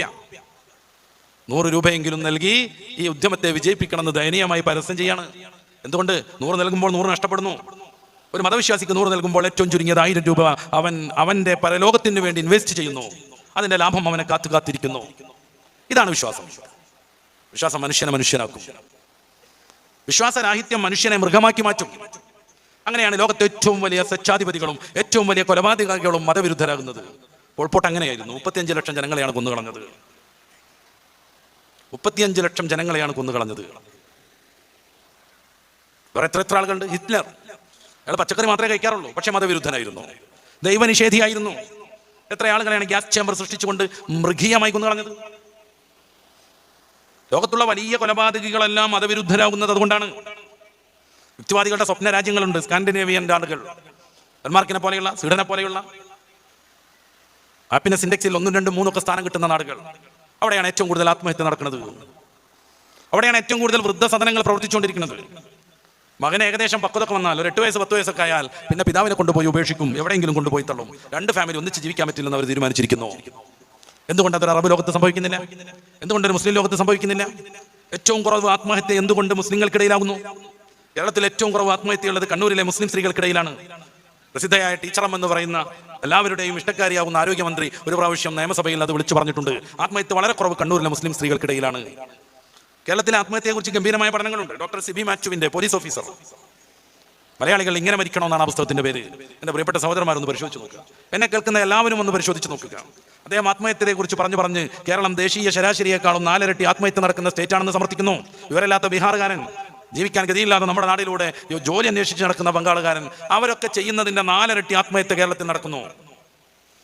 ഈ കാര്യം സമർത്ഥിച്ച് അദ്ദേഹം പറയുന്നുണ്ട്, മതം കുറേയൊക്കെ പാലിക്കുന്നത് കൊണ്ട് മലപ്പുറം ജില്ലയിൽ ആത്മഹത്യ വളരെ കുറവാണ്. മതം കുറേയൊക്കെ പാലിക്കുന്നത് കൊണ്ട് അവിടെ ആത്മഹത്യ വളരെ കുറവാണ്. ലോകാടിസ്ഥാനത്തിൽ ഏറ്റവും കുറവ് ആത്മഹത്യ മുസ്ലിം രാജ്യങ്ങളിലാണ്. മലപ്പുറത്ത് ആത്മഹത്യ കുറവുണ്ടെന്ന് കണക്ക് നിശ്ചയിച്ച് പറയുന്ന സിബി മാറ്റു ആ ലേഖനത്തിന്, ആ ഒരു അധ്യായത്തിന് പേരിടുന്നത് മതം മനുഷ്യനെ മയക്കുന്ന കറുപ്പല്ല എന്നാണ്. ലോകത്ത് സ്ത്രീകൾക്ക് ഏറ്റവും സമാധാനത്തോടെ ജീവിക്കാൻ പറ്റുന്ന നാട് ഏതാണ്? ഏറ്റവും പുതിയ വേൾഡ് ഇൻഡെക്സിൽ പോലും അള്ളാഹുവിന്റെ റസൂലിന്റെ ഷറഫാക്കപ്പെട്ട മദീന ഷരീഫാണ് സ്ത്രീകൾക്ക് ഏറ്റവും സുരക്ഷിതത്വമുള്ള നാട്. അത് കുറെ കാലങ്ങളായി മദീനയാണ്. പെണ്ണ് വരാത്തത് കൊണ്ടാണോ? അല്ല, ഡെയിലി ലക്ഷക്കണക്കിന് സ്ത്രീകൾ എത്തുന്നുണ്ട്. പുരുഷന്മാരില്ലാത്തത് കൊണ്ടാണോ? അല്ല, സ്ത്രീകളെക്കാളും 2-3 ഇരട്ടി പുരുഷന്മാരുണ്ട്. പക്ഷേ യമനിന്റെ തലസ്ഥാനമാകുന്ന സൻആ മുതൽ ഈ മദീന വരെയും ഒരു പെണ്ണിന് നട്ടപ്പാതിരയ്ക്ക് ഹിംസ്രജന്തുക്കളെ മാത്രം ഭയന്ന് ഒറ്റയ്ക്ക് സഞ്ചരിക്കാൻ പറ്റുന്ന അവസ്ഥ വരുമ്പോഴേ എന്റെ ഈ വിപ്ലവം പൂർണ്ണമാകൂ എന്ന് പ്രഖ്യാപിച്ച ലോകത്തിന്റെ സുൽത്താൻ മുഹമ്മദ് റസൂലുള്ളാഹി സ്വല്ലല്ലാഹു അലൈഹി വസല്ലം തങ്ങൾ അന്ത്യവിശ്രമം കൊള്ളുന്ന മദീനയാണ് സ്ത്രീകൾക്ക് ഏറ്റവും സേഫ് സോൺ. എന്തുകൊണ്ട് ഇത് സംഭവിക്കുന്നു? കുറെ ആധുനികമായ കണക്കുകൂടെ നമ്മൾ പരിശോധിക്കണം. ലിബറലിസം രൂപപ്പെട്ട ഫ്രാൻസിൽ 97% സ്ത്രീകളും ഏതെങ്കിലും രീതിയിലുള്ള സെക്സൽ ഹറാസ്മെന്റിന് വിധേയരാണ്. ലണ്ടനിലെ 30% അമ്മമാർക്കും അവരുടെ മക്കളുടെ അച്ഛനാരാണെന്ന് അറിയില്ലെന്നാണ് കണക്ക്. 40 കോടിയോളം മാത്രം ജനങ്ങൾ താമസിക്കുന്ന അമേരിക്കയിൽ 4,50,00,000 ചില്ലാനം ജാരസന്താനങ്ങളുണ്ട്. വ്യഭിചാര പുത്രിമാരും പുത്രന്മാരുണ്ട്. അച്ഛനാരാണെന്നറിയാത്ത കുട്ടികളുണ്ട്. 4,50,00,000. ഇവരുണ്ടാക്കുന്ന സാമൂഹികവും സാമ്പത്തികവുമായ പ്രത്യാഘാതങ്ങളെ കുറിച്ചുള്ള പഠനം ലോകത്തെ ഏറ്റവും കൂടുതൽ വിറ്റുപോയ ബെസ്റ്റ് സെല്ലറായ ഒരു പുസ്തകമാണ് ഫാദർലെസ് അമേരിക്ക. പച്ച മലയാളത്തിൽ പറഞ്ഞ തന്തയില്ലാത്ത അമേരിക്ക. എന്തുകൊണ്ട് ഇത് സംഭവിക്കുന്നു? ഇതിനാണ് മതം ആവശ്യമാണെന്ന് പറയുന്നത്. മതം മനുഷ്യനെ യഥാർത്ഥ മനുഷ്യനാക്കുന്നു. മതവിരുദ്ധത മനുഷ്യനെ പിന്നെയും മൃഗമാക്കിക്കൊണ്ടിരിക്കുന്നു. ഒരു 10 വർഷത്തിനിപ്പുറത്താണ് നവനാസ്തികത കേരളത്തിലേക്ക് എത്തുന്നത്. 2009 രവിചന്ദ്രൻ സി അവരുടെ ഏറ്റവും പ്രധാനപ്പെട്ട നേതാവാകുന്ന റിച്ചാർഡ് ഡോക്കിൻസിന്റെ ദി ഗോഡ് ഡെലൂഷൻ എന്ന പുസ്തകം, നാസ്തികനായ ദൈവം എന്ന പേരിൽ കേരളത്തെ പരിചയപ്പെടുത്തുന്നത്. 2010 മുതൽ അദ്ദേഹം അതിന്റെ പ്രചാരണത്തിന് കേരളത്തിലുടനീളം സയൻസ് കോൺഫറൻസുകൾ നടത്തി. അങ്ങനെ ചില ക്ലബ്ബുകളൊക്കെ രൂപപ്പെട്ടു. എസൻസും, പിന്നീട് അത് ഗ്ലോബലും, പിന്നീട് ഭിന്നതയും ഒക്കെ നടന്നു. അങ്ങനെ കുറെ ചെറുപ്പക്കാരൊക്കെ ഈ മതവിരുദ്ധതയിലേക്ക് ഇങ്ങനെ ആകൃഷ്ടരായി. സ്വാഭാവികം മാത്രം. മതമെന്നാൽ നിയന്ത്രണമാണ്. തീർച്ചയായും അത് അങ്ങനെ തന്നെ. മതമെന്നാൽ നിയന്ത്രണമാണ്. പക്ഷെ ആ നിയന്ത്രണം മനുഷ്യൻ സമൂഹത്തിലും ഈ ദുനിയാവിലും പരലോകത്തും നല്ലവനായി മാറാനാണ്. ഒരു നിയന്ത്രണം ഇല്ലാതെ ആർക്കെങ്കിലും ജീവിക്കാൻ പറ്റും? ജീവിക്കാൻ പറ്റുമോ? നമ്മൾ ഇന്ത്യൻ പൗരന്മാരാണ്. എത്രമേൽ നിയമങ്ങൾ കൊണ്ട് നമ്മൾ നിയന്ത്രിക്കപ്പെടുന്നു. എൻ്റെ വാഹനം, ഞാൻ ടാക്സ് കൊടുക്കുന്ന റോഡ് എന്ന് വെച്ച് കേരള സാഹചര്യത്തിൽ വലതുവശം ചേർത്ത് എനിക്ക് ഓടിക്കാൻ പറ്റുമോ? ഒരിക്കലും പറ്റില്ല. ഓടിക്കുന്നതിനിടയിൽ ട്രാഫിക്കിൽ ചുമന്ന ലൈറ്റ് തെളിഞ്ഞുകൊണ്ടിരിക്കുന്നു. എൻ്റെ കാറാണ്, എൻ്റെ റോഡാണെന്ന് കരുതിയിട്ട് അത് ലംഘിച്ചുകൊണ്ട് എനിക്ക് പോകാൻ പറ്റുമോ? എന്തിനധികം സ്വന്തം ബൈക്കിൽ തലയിൽ ഹെൽമെറ്റ് വെക്കാതെ നമുക്ക് പോകാൻ പറ്റുമോ? ഒരു നിയന്ത്രണം അല്ലെങ്കിൽ മനുഷ്യനല്ല, നമ്മൾ മൃഗങ്ങളായി തീരും. മൃഗങ്ങൾക്കൊരു നിയന്ത്രണമില്ല. നമ്മൾ മൃഗങ്ങളാവാതിരിക്കണമെങ്കിൽ ചില നിയന്ത്രണങ്ങൾ വേണം. നമ്മുടെ മക്കളൊക്കെ സാധാരണ കളിക്കുന്ന ഫുട്ബോളിനെ കുറിച്ച് ആലോചിച്ചു. എങ്ങനെയെങ്കിലും പന്ത് കൊണ്ട് അടിച്ചു നീട്ടിയാൽ ഫുട്ബോളാവോ? അതിന് നിയമങ്ങളുണ്ട്, നിയമങ്ങൾ പാലിച്ചു മാത്രം പോകണം. തലശ്ശേരിയാണിത്. കേരളത്തിൽ ആദ്യമായി ക്രിക്കറ്റ് വന്ന നാട്. നമ്മുടെ മക്കൾക്ക് ക്രിക്കറ്റ് കളി അറിയാം, കുറേ ആളുകളൊക്കെ അത് കളിക്കാറുണ്ട്. അതിന് ചില നിയമങ്ങളുണ്ട്. നമ്മൾ പന്തെടുത്ത് ഇങ്ങനെ അറിയാൻ പറ്റില്ല, അത് മാവിലേക്ക് അറിയാൻ കൊള്ളാം. അതിന് പ്രത്യേകമായ നിയമങ്ങളുണ്ട്, ആക്ഷനുകളുണ്ട്, കൈ എത്ര വൈഡാക്കാൻ പറ്റുമെന്നുണ്ട്. ഒരു നിയമല്ലാതെ ഒരു സാധനവും നടക്കൂല, ഒരു കാര്യം ഇവിടെ നടക്കൂല. എല്ലാവർക്കും ഒരേപോലത്തെ അധികാരവും സാധ്യമല്ല. നമ്മൾ കാലിയറായിട്ട് ഉസ്താദിനെ ആദരിക്കുന്നു, ബഹുമാനിക്കുന്നു. എല്ലാവരും കാലിയറായാലും നാട് കുട്ടിച്ചോറായി. നമ്മുടെ മുഖ്യമന്ത്രിയുടെ നാട്ടിലാണ് ഞാൻ ഈ പ്രസംഗിക്കുന്നത്. അദ്ദേഹത്തിന് കേരളത്തിലുള്ള അധികാരം കേരളത്തിലെ ഓരോ പൗരനും ലഭ്യമായാൽ ഈ കേരളം തകർന്നു തരിപ്പണം. അദ്ദേഹത്തിന്റെ അധികാരം അദ്ദേഹത്തിന് മാത്രം.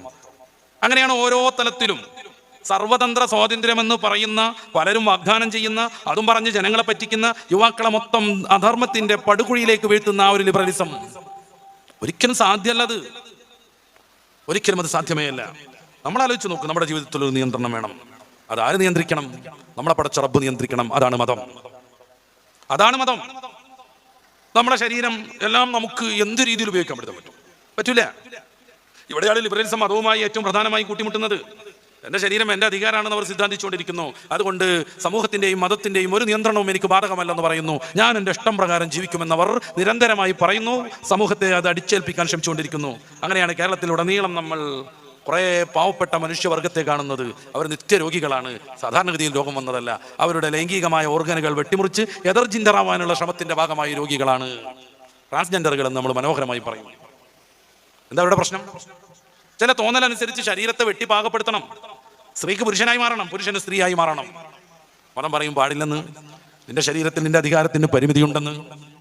അപ്പൊ എന്താ, അവരുടെ ഇഷ്ടത്തിന് വിട്ടൂടെ എന്നാണ് ചോദ്യം. കുറെ ആളുകൾ അത് പ്രോത്സാഹിപ്പിച്ചുകൊണ്ടിരിക്കുന്നു. അങ്ങനെ കുറെ മനുഷ്യരെ നിത്യമായ ദുരന്തത്തിലേക്ക് കൊണ്ടുപോകുന്നു. നമ്മൾ ആലോചിച്ച് നോക്കുക. നമ്മളൊരു ഡോക്ടറെ സമീപിക്കുന്നു, എന്നിട്ട് അദ്ദേഹത്തോട് പറയണം, എനിക്ക് ഈ വിരൽ എനിക്കൊരു താല്പര്യമില്ല, ഈ വിരൽ എനിക്കൊരു താല്പര്യമില്ല, അതുകൊണ്ട് ഇതൊന്ന് മുറിച്ച് ശരിയാക്കി തരണം എന്ന് പറഞ്ഞാൽ ഡോക്ടർ അത് മുറിച്ച് തരുമോ? ഡോക്ടർ ക്രിമിനൽ കുറ്റത്തിൻ്റെ ആളാകും. ഡോക്ടർ അറസ്റ്റ് ചെയ്യപ്പെടും. അവൻ്റെ ഇഷ്ടത്തിനാണെന്ന് പറഞ്ഞാൽ അത് ബാധകമേ അല്ല. നമ്മുടെ ഇഷ്ടത്തിനും നമ്മുടെ ശരീരത്തിൽ നമുക്ക് പ്രവർത്തിക്കാനും ചില പരിധികളും പരിമിതികളും ഉണ്ട്, തീർച്ചയായിട്ടും ഉണ്ട്. പക്ഷെ ശരീരത്തിന്റെ ഏറ്റവും പ്രധാനപ്പെട്ട ലൈംഗിക ഭാഗങ്ങൾ എല്ലാം വെട്ടിമുറിച്ചിട്ട് നിരന്തരമായി 10-12 സർജറി നടത്തിയിട്ട് ജീവിതത്തിലുടനീളം ഹോർമോൺ ട്രീറ്റ്മെന്റിന്റെ രോഗിയായി മാറിയിട്ട് പല പല പാവപ്പെട്ട മനുഷ്യരും ഇങ്ങനെ നട്ടപ്പാതിരക്കൊക്കെ അന്തം വിട്ട് അങ്ങാടികളിൽ ചുണ്ടിനും പൈൻ്റെ കൊടുത്ത് ഇങ്ങനെ കാത്തിരിക്കുന്നു.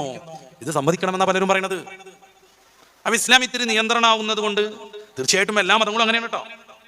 ഇസ്ലാമിന്റെ മാത്രം വിഷയമൊന്നുമല്ലത്. ഞാൻ ഇസ്ലാമിനെ കുറിച്ച് മാത്രം പറയുന്നു. 27 നരകങ്ങൾ ശ്രീദേവി ഭാഗവത പ്രകാരം നമുക്ക് കാണാൻ പറ്റും. 27 നരകങ്ങൾ. അതിൽ കള്ളുടിക്കണവർക്കുള്ള നരകമുണ്ട്, സെക്സ് പരമായിട്ട് അധർമ്മങ്ങൾ ചെയ്യുന്നവർക്കുള്ള ലാലഭക്ഷ്യം എന്ന് പറയുന്ന നരകമുണ്ട്. അങ്ങനെ ഓരോ തെറ്റിനും വ്യത്യസ്തമായ നരകങ്ങളുണ്ട്. തീരെ വൃത്തിയില്ലാത്ത നരകം എന്നാണ് ഭഗവത്ഗീതയുടെ 16-ാം അധ്യായത്തിന്റെ 16-ാമത്തെ വാക്യത്തിൽ നരകത്തെ പരിചയപ്പെടുത്തുന്നത്. പലജാതി മോഹങ്ങളും പലജാതി വിചാരങ്ങളും കാമക്രോധങ്ങളും ലൈംഗികമായ അധർമ്മങ്ങളൊക്കെ ചെയ്ത് ജീവിക്കുന്ന ആളുകൾ വരന്തി നരകേഷുജൗ, തീരെ വൃത്തിയില്ലാത്ത നരകത്തിൽ പതിച്ചു പോകുമെന്ന് കൃത്യമായി പറയുന്നുണ്ട്. ഇസ്ലാം മാത്രം നിയന്ത്രണം എന്നൊന്നും പറയരുത് ആരും. ഇസ്ലാം അതിന്റെ മൗലികത നിലനിർത്തുന്നത് കൊണ്ട്, നിയന്ത്രണങ്ങളും അതിന്റെ നിയമങ്ങളും പരസ്യമായി പറയുന്നത് കൊണ്ട്, പ്രഖ്യാപിക്കുന്നത് കൊണ്ട് പലർക്കും ഇസ്ലാം മാത്രം ഇഷ്ടമെന്ന് തോന്നിപ്പോകാണ്. ഇതൊരു മത താരതമ്യ വേദിയൊന്നുമല്ല. നിത്യമായി നരകത്തിൽ പതിക്കേണ്ടി വരും, നിത്യമായി എന്നും നരകത്തിൽ കിടക്കേണ്ടി വരുമെന്ന് ഗീതയുടെ 1-ാം അധ്യായത്തിന്റെ 44-ാമത്തെ വചനത്തിൽ അർജുനന്റെ ചോദ്യത്തിന് ഉത്തരമായിട്ട് ശ്രീകൃഷ്ണൻ പറയുന്നുണ്ട്. ഞാൻ ശ്ലോകം കൂടി ഉദ്ധരിച്ച സമയം കളയുന്നില്ല, നമ്മൾ കുറെ വൈകി കഴിഞ്ഞപ്പോഴേ. നിയതേ നരകേ വാസോ എന്നാണ് അദ്ദേഹത്തിന്റെ ചോദ്യം. നിത്യമായി നരകത്തിൽ കിടക്കേണ്ടി വരുമെന്ന്. നിയതേ നരകേ വാസോ, മനുഷ്യത്വ ധർമ്മം പാലിക്കാതെ ജീവിക്കുന്നവൻ. ഉത്സുന്ന കുലധർമ്മാണ മനുഷ്യാണാം ജനാർദ്ദന. അങ്ങനെ മനുഷ്യധർമ്മം പാലിക്കാതെ ജീവിക്കുന്നവർ നിത്യമായി നരകത്തിൽ കിടക്കേണ്ടി വരുമെന്ന് ഞാൻ കേൾക്കുന്നു. അത് ശരിയാണെന്ന് ചോദിക്കുന്നു. ശ്രീകൃഷ്ണൻ ആണെന്നാണ് പറയുന്നത്, സമ്മതിക്കാണ്. തെറ്റ് ചെയ്യാൻ കണ്ണ് കാരണമാവുന്നെങ്കിൽ കണ്ണ് ചുവന്ന് കളയണമെന്ന് മത്തായിയുടെ സുവിശേഷത്തിന്റെ 5-ാം അധ്യായത്തിന്റെ 28-ാമത്തെ വാക്യത്തിൽ നമുക്ക് വായിക്കാൻ പറ്റും. എന്താ കണ്ണിന്റെ തെറ്റ്? തൊട്ട് മുന്നേ മത്തായി വിശദീകരിക്കുന്നുണ്ട്. അന്യ സ്ത്രീകളോടൊപ്പം ക്ഷയിക്കരുത് എന്ന് നിനക്കറിയാമല്ലോ, വ്യഭിചരിക്കരുതെന്ന് അറിയാമല്ലോ. എന്നാൽ ഞാൻ പറയട്ടെ, ആസക്തിയോടുകൂടെ അന്യ സ്ത്രീയെ നോക്കുന്നത് കണ്ണിന്റെ വ്യഭിചാരം. ലൈംഗിക ചുവയോടുകൂടെ താല്പര്യത്തോടുകൂടെ അന്യ സ്ത്രീയെ നോക്കുന്നത് കണ്ണിന്റെ വ്യഭിചാരം. ഈ തെറ്റ് ചെയ്യാൻ എൻ്റെ കണ്ണ് കാരണമാകുന്നെങ്കിൽ ചുവന്ന് കളയണം. കാരണം 2 കണ്ണുള്ളവനായി നരകത്തിൽ പോകുന്നതിനേക്കാൾ നല്ലത് 1 കണ്ണനായി സ്വർഗത്തിൽ പോകുന്നത് എത്രയെന്നാണ്. തെറ്റ് ചെയ്യാൻ കാല് കാരണമാണെങ്കിൽ കാല് ഛേദിക്കണം. 2 കാലുള്ളവനായി നരകത്തിൽ പോകുന്നതിനേക്കാൾ നല്ല ഒറ്റക്കാലനായി സ്വർഗത്തിൽ പോകുന്നത് എത്രയെന്നാണ്. ചുണ്ടിനോട് മദ്യം അടുപ്പിച്ചവൻ സ്വർഗരാജ്യം അവകാശമാക്കില്ലെന്ന് ബൈബിളിലെ യോവേൽ എന്ന പുസ്തകത്തിന്റെ 1-ാം അധ്യായത്തിന്റെ 5-ാമത്തെ വാക്യത്തിൽ നമുക്ക് കാണാൻ പറ്റും. പന്നിയെ തൊടാൻ പാടില്ലെന്നും തൊട്ടടുത്ത് തൊടാൻ പാടില്ലെന്നും പന്നിയെ തിന്നാൻ പാടില്ലെന്നും ഭക്ഷ്യയോഗ്യമല്ലെന്നും കൃത്യമായി ആവർത്തന പുസ്തകത്തിലും ലേവ്യർ പുസ്തകത്തിലും നമുക്ക് കാണാൻ പറ്റും.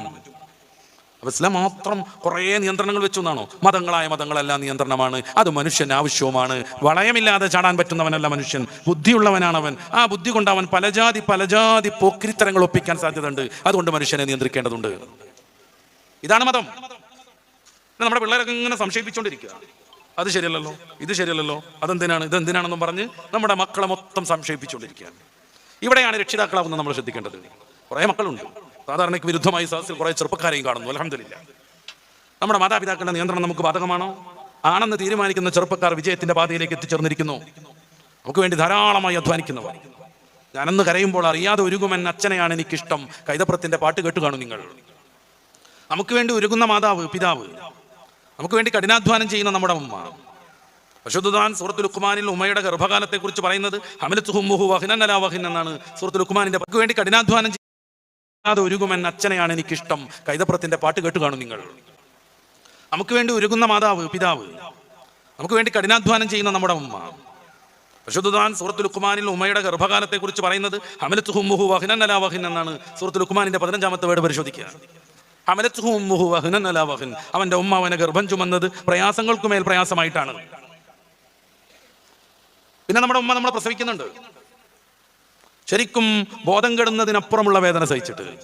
ശാസ്ത്രരംഗത്ത് വേദനയ്ക്ക് ഒരു മാപിനിയുണ്ടോ? അതിങ്ങനെ കണക്കാക്കി അളക്കാൻ പറ്റുമെന്നുള്ള രീതിയിൽ തർക്കങ്ങളുണ്ട്. എന്നാലും അങ്ങനെ സാധ്യമാണെന്ന് പറയുന്ന സയന്റിസ്റ്റുകളുടെ വാദത്തിലൂടെ നമുക്ക് മുന്നോട്ട് പോകാം. 50 ഇടൽ വേദന സഹിച്ചാണ് ഈ മറക്കപ്പുറത്തുള്ള നമ്മുടെ ഉമ്മമാർ, സഹോദരിമാർ ഓരോ മനുഷ്യ കുഞ്ഞിനും ജന്മം നൽകുന്നത്. ഇനി ആ ഡൽ കണക്ക് കുറച്ചുകൂടെ നിങ്ങൾ കേൾക്കണം. 45 ഇടൽ വേദന സഹിക്കുമ്പോഴേക്ക് ആരോഗ്യമുള്ള ഒരു പുരുഷൻ പോലും ബോധരഹിതനായി പോകും. പക്ഷെ നമ്മുടെ ഉമ്മ ബോധം കെട്ടില്ല, നമ്മുടെ ഭാര്യ ബോധം കെട്ടില്ല, നമ്മുടെ സഹോദരി ബോധം കെട്ടില്ല. എന്തേ? ഈ സമൂഹത്തിലേക്ക് ഒരു കുഞ്ഞിനെ സംഭാവന ചെയ്യുന്ന സന്തോഷത്തിൽ ഇതുവരെയും 9 മാസവും 10 ദിവസവും ഓരോ ചലനവും കൗതുകവും ആനന്ദവും തീർത്ത ഉമ്മയുടെ ഹൃദയത്തിൽ തൻ്റെ മകൾ പറന്നു വീഴുമ്പോൾ ഞാനങ്ങനെ ബോധം കെട്ട് കിടക്കാൻ പറ്റില്ല എന്ന് അവരുടെ ഉപബോധ മനസ്സിൽ തോന്നുന്നു. ആ മാതാവിൻ്റെ ചുണ്ടിലേക്ക് ആ കുഞ്ഞിനെ ചേർത്ത് വെച്ച് സൂതികർമ്മിണി നിൽക്കുന്ന ഒരു സമയമുണ്ട്. ലോക ചരിത്രത്തിൽ അത്ര മനോഹരമായ മറ്റൊരു നിമിഷം ഉണ്ടോ എന്ന് ഞാൻ സംശയിക്കുകയാണ്.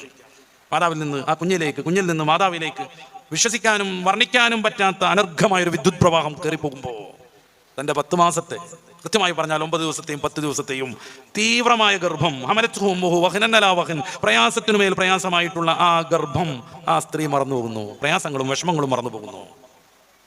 ഇത്രമേൽ കഷ്ടപ്പെട്ട് നമുക്ക് വേണ്ടി ജീവിക്കുന്ന മാതാവിനെയും പിതാവിനെയും സർവതന്ത്ര സ്വാതന്ത്ര്യവാദത്തിന്റെ പേരും പറഞ്ഞു ആട്ടിപ്പുറത്താക്കാൻ ബുദ്ധിയുള്ള മനുഷ്യരെ നമുക്ക് സാധിക്കുമെന്ന് ആലോചിച്ച് നോക്കുക. മാതാവിനെ വെട്ടാനും കൊല്ലാനും വൃദ്ധസദനത്തിൽ പോയി അവർ ഉറ്റുനോക്കുന്ന സമയത്ത് ഒന്ന് തിരിഞ്ഞു നോക്കി ആനന്ദിപ്പിക്കുക പോലും ചെയ്യാതെ മടങ്ങിപ്പോരാനും എങ്ങനെയാണ് ഒരു മനുഷ്യന് സാധിക്കുക? സാധിക്കരുതെന്ന് മതം പറയുന്നു. സാധിക്കണമെന്നും മനുഷ്യരെല്ലാവരും മൃഗങ്ങളാവണമെന്നും നമ്മുടെ നാട് വ്യാപിച്ചുകൊണ്ടിരിക്കുന്ന, അല്ലെങ്കിൽ വ്യാപിക്കാൻ ശ്രമിച്ചുകൊണ്ടിരിക്കുന്ന ഈ മതവിരുദ്ധർ ഒന്നിച്ചു പറഞ്ഞുകൊണ്ടിരിക്കുന്നു. ഞാൻ പറഞ്ഞല്ലോ 2009 പിന്നെ 2010 സയൻസ് കോൺഫറൻസുകൾ നടത്തി ന്യൂ എത്തിസത്തിന്റെ പ്രചാരണം. അവിടെ നിങ്ങായിട്ട് 10-15 വർഷമായി. ഓരോ വർഷത്തെയും മാറ്റം നമ്മൾ അറിഞ്ഞുകൊണ്ടിരിക്കുന്നു. യുക്തിവാദം സമൂഹത്തിലേക്ക് മെല്ലെ മെല്ലെ മെല്ലെ വന്ന ഓരോ കാലവും തീരെ ആ ഭാഗമൊന്നും ശ്രദ്ധിക്കാത്തവർക്ക് പോലും മനസ്സിലായിക്കൊണ്ടിരിക്കുന്നു. കാരണം മദ്യപാനം ഏറ്റവും കൂടി, നിയന്ത്രിക്കാൻ ആളില്ലാതെ വന്നു. മതം നിയന്ത്രിക്കരുത്, പ്രവാചകൻ നിയന്ത്രിക്കരുത്, വേദം നിയന്ത്രിക്കരുത്, എൻ്റെ ശരീരം ഞാൻ ഇഷ്ടപ്പെട്ടതുപോലെ കൊണ്ടുപോകും. മയക്കുമരുന്നിന്റെ ഉപയോഗം വല്ലാതെ കൂടി. വേൾഡ് തലത്തിൽ പോലും മയക്കുമരുന്നിന്റെ ഹബ്ബായി കേരളം മാറിക്കൊണ്ടിരിക്കുന്നു. ഓരോ ഗ്രാമപ്രദേശങ്ങളിൽ കുഞ്ഞുമക്കൾ പോലും മയക്കുമരുന്നുകളുടെ അഡിക്റ്റുകളായി മാറുന്നു. എന്തുകൊണ്ടാണ് സംഭവിക്കുന്നത്? കൊലപാതകങ്ങൾ വർദ്ധിച്ചു വരുന്നു. മാതാവിനെയും പിതാവിനെയും കൊല്ലൽ വർദ്ധിക്കുന്നു. ഗാർഹിക പീഡനങ്ങൾ കൂടി വരുന്നു. എന്താ ഗാർഹിക പീഡനങ്ങൾ? അച്ഛനാലും സഹോദരനാലും ഒക്കെ ഗർഭിണികളാവുക പെൺകുട്ടികൾ. പ്രണയത്തിന്റെ പേരും പറഞ്ഞുള്ള ചാടിപ്പോക്ക് കടന്നു ധാരാളമായി വർദ്ധിക്കുന്നു. സമൂഹത്തെ നിരന്തരമായി അവർ പ്രേരിപ്പിച്ചുകൊണ്ടിരിക്കുന്നു. ഞാൻ നേരത്തെ പറഞ്ഞല്ലോ പ്രീത സിംഗറിന്റെ പുസ്തകത്തെ കുറിച്ച്. ഇൻസിസ്റ്റ് അനുവദിക്കണം എന്നാണ് മുഖ്യ പ്രമേയം. അതങ്ങ് യൂറോപ്പിലല്ലേ എന്ന് വിചാരിക്കരുത്. നമ്മുടെ കേരളത്തിൽ പോലും ഇൻസിസ്റ്റിന്റെ ഗുണങ്ങളെക്കുറിച്ച് പറഞ്ഞ് ക്ലാസ്സുകളും സെമിനാറുകളും നടന്നു ഈ മതവിരുദ്ധരുടെ നേതൃത്വത്തിൽ. ഇൻസിസ്റ്റ് മറന്നു പോകരുത്. അമ്മയോടുള്ള രതിയാണ്, സഹോദരിയോടും തൻ്റെ മകളോടുമുള്ള ലൈംഗികമായ ബന്ധമാണ്. ഇത് വേണമെന്നും അതിന്റെ മഹത്വം എന്താണെന്നും പറഞ്ഞിട്ട് നമ്മുടെ ഈ സാംസ്കാരിക കേരളത്തിൽ പോലും പ്രമേയങ്ങളും പ്രബന്ധങ്ങളും വായിച്ചു. ഇങ്ങനെ മനുഷ്യനെ പോത്താക്കാൻ തീരുമാനിച്ചാൽ ഈ പറഞ്ഞ അധർമ്മങ്ങളെല്ലാം ഇനിയും വർദ്ധിച്ചു വരും. എൻ്റെ പ്രിയപ്പെട്ട സഹോദരന്മാരെ, നമ്മുടെ ജീവിതത്തിന്റെ ലക്ഷ്യത്തെ നമ്മൾ തിരിച്ചറിയണം. പരിശുദ്ധ ഖുർആൻ സൂറത്ത് ആൽ ഇംറാൻ 155-ാമത്തെ വചനം, കുല്ലു നഫ്സിൻ ദാഇഖത്തുൽ മൗത്ത്, എല്ലാ ആത്മാവും മരണം ടേസ്റ്റ് ചെയ്യും. വഇന്നമാ തുവഫൗന ഉജൂറഹും യൗമൽ ഖിയാമ, എല്ലാവർക്കും അവരുടെ പ്രവൃത്തിയുടെ ഫലം ലഭ്യമാവാനുള്ളത് ഖിയാമത്ത് നാളിലാണ്. വമൻ സുഹ്സിയ അനിൻ നാർ വഉദ്ഖിലൽ ജന്ന ഫഖദ് ഫാസ്, ആരാണോ ആ സന്ദർഭത്തിൽ തീയിൽ നിന്ന്, നാറിൽ നിന്ന്, നരകത്തിൽ നിന്ന് ദൂരെയാകുന്നത്, അതോടൊപ്പം സ്വർഗത്തിൽ പ്രവേശിക്കാനുമാകുന്നത്, ഫഖദ് ഫാസ്, അവരാണ് വിജയിച്ചവർ. അവർ മാത്രമാണ് വിജയിച്ചവർ. ആരാണ് സ്വർഗത്തിൽ കയറുന്നു, ആരാണ് നരകത്തിൽ നിന്ന് രക്ഷപ്പെടുന്നു, അവരാണ് വിജയിച്ചവർ. വമൻ സുഹ്സിയ അനിന്നാർ വഉദ്ഖിലൽ ജന്ന ഫഖദ് ഫാസ്. ആരാണ് നരകത്തിൽ നിന്ന് രക്ഷപ്പെടുന്നത്? അതുകൊണ്ട് മാത്രം വലിയ വിജയാവില്ല. നമുക്കറിയാം, നരകത്തിന്റെയും സ്വർഗത്തിന്റെയും ഇടയിൽ അറാഫ് എന്ന് പറയുന്ന സംവിധാനമുണ്ട്. കുറെ ആളുകൾ അതുമുണ്ടാകും. സ്വർഗത്തിൽ പോകാൻ മാത്രം ഗുണവും ചെയ്തില്ല അവർ, എന്നാൽ നരകത്തിലേക്ക് പോകാൻ മാത്രം തെറ്റും ചെയ്തില്ല. ഈക്വലായി ഇങ്ങനെ നിൽക്കുകയാണ്. അവർ അറാഫിലായിരിക്കും. അത് സമ്പൂർണ്ണ വിജയമല്ല. അതുകൊണ്ടാണ് വമൻ സുഹ്സിയ അനിന്നാർ, നരകത്തിൽ നിന്ന് ആര് ദൂരെ പോകുന്നോ, വഉദ്ഖിലൽ ജന്ന, സ്വർഗത്തിൽ കയറാനുമാകുന്നോ, ഫഖദ് ഫാസ്, അവരാണ് വിജയിച്ചവർ. മനുഷ്യന്റെ ജീവിത ലക്ഷ്യം ഇതാണ്. സാധാരണക്കാരാവുന്ന നമ്മുടെയൊക്കെ ജീവിത ലക്ഷ്യം ഇതാണ്. വലിയ മഹാന്മാരുണ്ടായിരുന്നു. അവർ നരകത്തെ പേടിച്ച് തെറ്റുകളിൽ നിന്ന് മാറി നിന്നില്ല. സ്വർഗത്തിൽ കയറേണ്ടി വരുമെന്ന് കരുതി അവരാരും നന്മ ചെയ്തില്ല. പിന്നെയോ, പടച്ചറബ് അവരെ പടച്ചു. അവൻ അവർക്ക് ഊർജ്ജം നൽകി, ആയുസ് നൽകി, ആരോഗ്യം നൽകി. അവർക്ക് ജീവിക്കാൻ പറ്റും വിധം ഈ ഭൂമിയെ സംവിധാനിച്ചു. ഭൂമിയുടെ പിണ്ഡം എത്ര വ്യാസം? നമ്മുടെ സ്കൂളിൽ പഠിക്കുന്ന കുട്ടികളോട് ചോദിച്ചാൽ അരനിമിഷം കൊണ്ട് അവർ പറയും, ആ പിണ്ഡത്തേക്കാൾ ഭൂമി കുറച്ചുകൂടെ വലുപ്പമുണ്ടായിരുന്നെങ്കിൽ നമുക്ക് സുഗമമായി നടക്കാൻ സാധിക്കാതെ വരും. ഗ്രാവിറ്റിയെ കുറിച്ച് നമുക്കറിയാം. സർ ഐസക് ന്യൂട്ടൻ കണ്ടുപിടിച്ച ഗ്രാവിറ്റേഷൻ തിയറി. ഭൂമി അതിന്റെ കേന്ദ്രത്തിലേക്ക് സ്ഥൂല വസ്തുക്കളെ ആകർഷിച്ചുകൊണ്ടിരിക്കുന്നു. നിലവിലുള്ളതിനേക്കാൾ വലിയ ഭൂമിയായിരുന്നെങ്കിൽ നമ്മുടെ കാലൊട്ടിപ്പിടിച്ച് നിൽക്കുമായിരുന്നു. നടന്നു പോവാൻ കാല് വലിച്ചൂരണമായിരുന്നു. സ്ഥിരമായി അത് ചെയ്യുമ്പോൾ വെരിക്കോസിൽ വെയിൻ വരുമായിരുന്നു. നമ്മുടെ കാലിന്റെ മുട്ടുകൾ തെയ്യുമായിരുന്നു. നമുക്ക് ജീവിതം ദുസ്സഹമാകുമായിരുന്നു. അതുകൊണ്ട് ഭൂമിയെ കൃത്യമായ വിധാനത്തിൽ ആര് പടച്ചു? അവനാണ് അല്ലാഹു. യാദൃച്ഛികമല്ല ഇത്. ശരിക്കും ആസൂത്രണം കൊണ്ട് സൃഷ്ടിക്കപ്പെട്ടത്. ഇനി നേരെ മറിച്ച് ഭൂമി കുറച്ച് ചെറുതായിരുന്നെങ്കിലോ, ഈ ഭൂമിയുടെ വ്യാസം കുറച്ച് ചെറുതാണെങ്കിലോ, ഭൂമിയിൽ നമ്മൾ ബാലൻസ് തെറ്റുമായിരുന്നു. അങ്ങോട്ടും ഇങ്ങോട്ടും ആടി നടക്കുമായിരുന്നു. നീലാസ്ട്രോങ് ചന്ദ്രനിൽ പോയി ഇറങ്ങി എന്ന് പറയുന്ന വീഡിയോ നമുക്ക് കാണാൻ പറ്റും. അയാൾ ചാടിയാണ് നടക്കുന്നത്. നേരെ ബാലൻസ് കീപ്പ് ചെയ്യാൻ പറ്റൂല, കളിക്കാൻ പറ്റൂല, പന്ത് കളിക്കാർക്ക് ഒന്നും ചെയ്യാൻ പറ്റൂല, ഉസൈൻ ബോൾട്ടിന് ഓടാൻ പറ്റൂല, ആർക്കും ഒരു പരിപാടി നടക്കൂല. നമ്മളിങ്ങനെ ആടിക്കൊണ്ടിരിക്കും. അങ്ങനത്തെ ഒരു രംഗം ഈ ഭൂമിക്ക് വരാനുണ്ട്. പരിശുദ്ധ ഖുർആൻ സൂറത്തുൽ ഹജ്ജിന്റെ 1-ാമത്തെ വചനത്തിൽ യൗമ തറൗനഹാ തദ്ഖലു കുല്ലു മുർദിഅത്തിൻ അമ്മാ അർളഅത് വതളഉ കുല്ലു ദാതി ഹംലിൻ ഹംലഹാ വതറന്നാസ സുകാറാ വമാ ഹും ബിസുകാറാ. ഖിയാമത്ത് നാളിന്റെ ഭീകരത ഒരു പരിപാടി നടക്കൂല. നമ്മളിങ്ങനെ ആടിക്കൊണ്ടിരിക്കും. അങ്ങനത്തെ ഒരു രംഗം ഈ ഭൂമിക്ക് വരാനുണ്ട്. പരിശുദ്ധ ഖുർആൻ സൂറത്തുൽ ഹജ്ജിന്റെ 1-ാമത്തെ വചനത്തിൽ യൗമ തറൗനഹാ തദ്ഖലു കുല്ലു മുർദിഅത്തിൻ അമ്മാ അർളഅത് വതളഉ കുല്ലു ദാതി ഹംലിൻ ഹംലഹാ വതറന്നാസ സുകാറാ വമാ ഹും ബിസുകാറാ. ഖിയാമത്ത് നാളിന്റെ ഭീകരത വിശദീകരിക്കുമ്പോൾ, ദൈന്യത പറയുമ്പോൾ, മഹാപ്രശ്നങ്ങൾ എണ്ണി പറയുമ്പോൾ, യൗമ തറൗനഹാ തദ്ഖലു കുല്ലു മുർദിഅത്തിൻ അമ്മാ അർളഅത്, ഏതൊരു മാതാവും തന്റെ കൈക്കുഞ്ഞിനെ വലിച്ചെറിയും. മാതാവിന് ഏറ്റവും കൂടുതൽ കുട്ടിയോട് ആർദ്രത ഉണ്ടാകുന്നത് മുലകുടി പ്രായമാണ്. ആ സമയത്തുള്ള കുട്ടിനെ പോലും മാതാക്കൾ വലിച്ചെറിയും. യൗമ തറൗനഹാ തദ്ഖലു കുല്ലു മുർദിഅ അമ്മാ അർളഅത് വതളഉ കുല്ലു ദാതി ഹംലിൻ ഹംലഹാ. ഗർഭം മൂറി വന്ന സിക്താണ്ഡം രൂപപ്പെട്ട 1 ദിവസത്തെയും 2 ദിവസത്തെയും പ്രായമുള്ള ഗർഭം, ഭ്രൂണം മുതൽ നാളെ പ്രസവിക്കാനുള്ള 9 മാസവും 9 ദിവസവും ഒക്കെ ആയ ഗർഭസ്ഥ ശിശു വരെ തുരുതുരാ പ്രസവിക്കപ്പെടും. വതറന്നാസ സുകാറാ, ജനങ്ങൾ മദ്യപിച്ചതുപോലെ താങ്കൾക്ക് കാണാം. ലഹരി ബാധിച്ചവരെ പോലെ കാണാം. വമാ ഹും ബിസുകാറാ, അവരാരും ലഹരി ബാധിച്ചവരല്ല. വലാകിന്ന അദാബല്ലാഹി ശദീദ്, പടച്ച റബ്ബിന്റെ അദാബിന്റെ തീവ്രതയാണത്. ഖിയാമത്ത് നാളാകുമ്പോൾ റബ്ബ് ഈ ഗ്രാവിറ്റേഷനൊക്കെ അങ്ങോട്ട് പിൻവലിക്കും. ഭൂമി ഗുരുത്വാകർഷണം പിൻവലിക്കും. പിന്നെ ജനങ്ങൾ ഇങ്ങനെ ആടി നടക്കും. നീലാസ്ട്രോങ് ചന്ദ്രനിൽ ആടി നടക്കുന്നത് പോലെ ഈ ഭൂമിയിലെ ഓരോ മനുഷ്യരും ആടി ബാലൻസ് തെറ്റി കള്ളു കുടിച്ചവരെ പോലെ നടക്കും. സുക്കാറ, ആരും മദ്യപിച്ചവരല്ല. വലാകിന്ന അദാബല്ലാഹി ശദീദ്, പടച്ച റബ്ബ് ഗ്രഹങ്ങളുടെ, നക്ഷത്രങ്ങളുടെ, താരാപഥങ്ങളുടെ, ഭൂമിയുടെ മറ്റ് എല്ലാ സംവിധാനങ്ങളുടെയും പരസ്പരമുള്ള കൃത്യമായ ആകർഷണം പിൻവലിച്ചതാണ്. ഭൂമി നിലവിലുള്ളതിനേക്കാൾ കുറച്ച് കുറഞ്ഞിരുന്നെങ്കിൽ നമ്മൾ ആടി നിൽക്കുന്നു. നമുക്ക് ആവശ്യമായ രീതിയിൽ ഭൂമിയെ പടച്ചു തന്ന റബ്ബ്, ആ റബ്ബ് ആരാധിക്കാൻ പറഞ്ഞു, ആരാധിച്ചു, അത്രന്നെ. അല്ല സ്വർഗം കിട്ടണം എന്ന് കരുതിയിട്ടല്ല. വലിയ മഹാന്മാരുടെ ചിന്തയാണ് ഞാൻ പറയുന്നത്. നമ്മൾ ആലോചിച്ച് നോക്കും. ഭൂമിയുടെ ഇത്തിരി അപ്പുറത്ത് ഏറ്റവും വലിയ ഗ്രഹത്തെ പടച്ച റബ്ബ് കൊണ്ടുവന്ന് നിർത്തി. ഭൂമി ഒരു പ്രാവശ്യം സൂര്യനെ ചുറ്റി വരുമ്പോഴേക്ക് 365 ദിവസം, 1 കൊല്ലം. ഇത് വമ്പിച്ച പിണ്ടുള്ള വ്യാസമുള്ള ഒരു ഗ്രഹം. അത് ഒരു വട്ടം സൂര്യനെ ചുറ്റുമ്പോഴേക്ക് നമ്മുടെ ഭൂമിയിലെ 12 കൊല്ലം വ്യാഴവട്ടം. ആ ഗ്രഹത്തിന്റെ പേരാണ് വ്യാഴം, ജൂപ്പിറ്റർ എന്നൊക്കെ പറയുന്നത്. ഈ സാധനം ഭൂമിയുടെ കൃത്യമായ ഒരു കാവൽക്കാരനാണ്. ഇത്ര വലിയ പിണ്ടവും വ്യാസമുള്ളത് കൊണ്ട് ഭൂമിയിലേക്ക് വരുന്ന ഉൽക്കകളും വാൽനക്ഷത്രങ്ങളും വിവിധങ്ങളായ ഗ്രഹങ്ങളും മറ്റ് ചിഹ്നഗ്രഹങ്ങളെയും വ്യാഴം അതിന്റെ കേന്ദ്രത്തിലേക്ക് ആകർഷിച്ചത് പിടിച്ച് വ്യാഴത്തിൽ ഇടിച്ചു വീഴ്ത്തുന്നു. അതുകൊണ്ട് ഭൂമി രക്ഷപ്പെടുന്നു. ആരാണ് ഇതിനെ സംവിധാനിച്ചത്? അവനാണ് അല്ലാഹു. ഇന്നീ ജാഇലുൻ ഫിൽ അർളി ഖലീഫ, തന്റെ ഖലീഫമാരെ ഭൂമിയിലേക്ക് കൊണ്ടുവന്നവനാണ് അല്ലാഹു. ഈ അല്ലാഹു നമുക്ക് ഓക്സിജൻ നൽകുന്നുണ്ട്. 1 മണിക്കൂർ ഓക്സിജൻ കൃത്രിമമായി നടത്താൻ ഡൽഹിയുടെ അന്തരീക്ഷം മലിനമാകുമ്പോൾ 3000 രൂപയാണ് നൽകേണ്ടത്. ചൈനയിലെ ചില ഹോട്ടലുകളുണ്ട്, ഭക്ഷണം കഴിച്ച് പുറത്തിറങ്ങുമ്പോൾ വലിയൊരു ബില്ല് കിട്ടും. ആ ബില്ലിൽ ഓക്സിജന്റേതും കാണും നല്ലൊരു പണം. എന്താ കാര്യം? മലിനമായ ഓക്സിജൻ എല്ലാം ഒഴിവാക്കിയിട്ട് ആ ഹോട്ടലിനുള്ളിൽ അവർ കൃത്രിമമായ ഓക്സിജൻ നിറച്ചു എന്നാണ് പറയുന്നത്. അതിന് ഭക്ഷണത്തിന്റെ 4 ഇരട്ടി പണം കൊടുക്കണം. ഒരൊറ്റ മണിക്കൂർ ഉപയോഗിക്കാനുള്ള ഓക്സിജൻ സെല്ല് ഡൽഹിയിൽ എല്ലാ വർഷവും അന്തരീക്ഷ മലിനീകരണം വരും. ഹരിയാനയിലെയും പഞ്ചാബിലെയും കർഷകർ കൃഷിയൊക്കെ കഴിഞ്ഞിട്ട് അവരുടെ പാടം വൃത്തിയാക്കാൻ വേണ്ടിയിട്ട് വേസ്റ്റുകൾ കൂട്ടി കത്തിക്കും. അതേസമയത്ത് ദീപാവലി വരും, പടക്കത്തിന്റെ പുകയും മറ്റ് അന്തരീക്ഷത്തിൽ കയറിയിട്ടാകെ മലിനാകും. ആ സമയത്ത് ഉപയോഗിക്കാനുള്ള 1 മണിക്കൂർ മാത്രം ഉപയോഗിക്കാനുള്ള സിലിണ്ടറിന്റെ വില 3000 രൂപയാണ്. 3000 × 24 വെറുതെ ഒന്ന് ഗുണിച്ചു നോക്കുക. ഒരു ദിവസം നമ്മൾ എത്ര ഓക്സിജൻ വേണമെന്ന്. ആ 24-ന് 3000 കൊണ്ട് ഗുണിച്ച ഗുണഫലത്തോട് വെറുതെ 30 ദിവസം കൂട്ടി നോക്കുക, ഒരു മാസം. ആ ഗുണഫലത്തോട് വെറുതെ 12 കൂട്ടി നോക്കുക, ഒരു വർഷം. ഒരൊറ്റ വർഷത്തെ ഓക്സിജന്റെ ചെലവ് പോലും പ്രിയപ്പെട്ട സഹോദരന്മാരെ, പ്രിയപ്പെട്ട രക്ഷിതാക്കളെ, ഉമ്മമാരെ, സഹോദരിമാരെ, നമ്മുടെ പുരുഷായുസ് മൊത്തം അധ്വാനിച്ച് ജോലി ചെയ്താലും നമുക്ക് സമ്പാദിക്കാൻ കഴിയില്ല. അത്രമേൽ ഭീമമായൊരു തുക. ഇത് റബ്ബ് സൗജന്യമായിട്ട് നമുക്ക് നൽകിയിട്ട് എത്ര കൊല്ലായി? ഒരു വർഷത്തെ കണക്കിനെ ഇൻറ്റു നമ്മുടെ ഇയർ വയസ്സുമായിട്ടൊന്ന് കൂട്ടി നോക്കുക. 40 വർഷം ജീവിച്ചയാൾ ആ ഭീമമായ സംഖ്യയോട് 40 ഗുണിക്കുക. നമ്മൾ ഇതുവരെയും ശ്വസിച്ച ഓക്സിജന്റെ വില നമുക്ക് മനസ്സിലാവും. ഇത് നൽകിയ റബ്ബ് നമ്മളോട് ഇബാദത്ത് ചെയ്യാൻ പറഞ്ഞു, ദീന് പഠിക്കാൻ പറഞ്ഞു, ദീനിനനുസരിച്ച് ജീവിക്കണം എന്ന് പറഞ്ഞു, നട്ടപ്പാതിരക്ക് എഴുന്നേറ്റ് തഹജ്ജുദ് നിസ്കരിക്കണം എന്ന് പറഞ്ഞു. സുജൂദിന്ന് സൂറത്തു സജദയിൽ നമ്മൾ തിലാവത്തിന്റെ ആയത്തോതിയിട്ട് സുജൂദിലേക്ക് പോയി, സുജൂദിൽ റബ്ബിലേക്ക് ഇങ്ങനെ അടുത്തടുത്തടുത്ത് പൊന്തി വന്ന് പിന്നീട് ഓതുന്ന ആയത്ത് നമ്മൾ മറക്കരുത്. തതജാഫാ ജുനൂബുഹും അനിൽ മളാജിഇ യദഊന റബ്ബഹും ഖൗഫൻ വതമഅ. അല്ലാഹുവിനെ ആഗ്രഹിച്ച് മോഹിച്ച്, എന്നാൽ അല്ലാഹുവിന്റെ ശിക്ഷയെ ഭയപ്പെട്ട് നല്ല വിശ്വാസികൾ തതജാഫാ ജുനൂബുഹും, അവരുടെ പാർശ്വഭാഗത്തെ ബെഡിൽ നിന്ന് എഴുന്നേൽപ്പിക്കുന്നു, അവർ തഹജ്ജുദ് നിസ്കരിക്കുന്നു. ഇത് റബ്ബ് നമ്മളോട് പറഞ്ഞു, അതുകൊണ്ട് നമ്മൾ ചെയ്യുക. അല്ലാതെ സ്വർഗം തരൽ അവന്റെ ഔദാര്യം മാത്രം, നരകത്തിലേക്ക് ഇടുകയാണെങ്കിൽ അത് അവന്റെ നീതി മാത്രം. വമാ മഖ്സൂദുഹും ജന്നാത്തു അദിൻ വലാ നൈലുൽ മഖാം.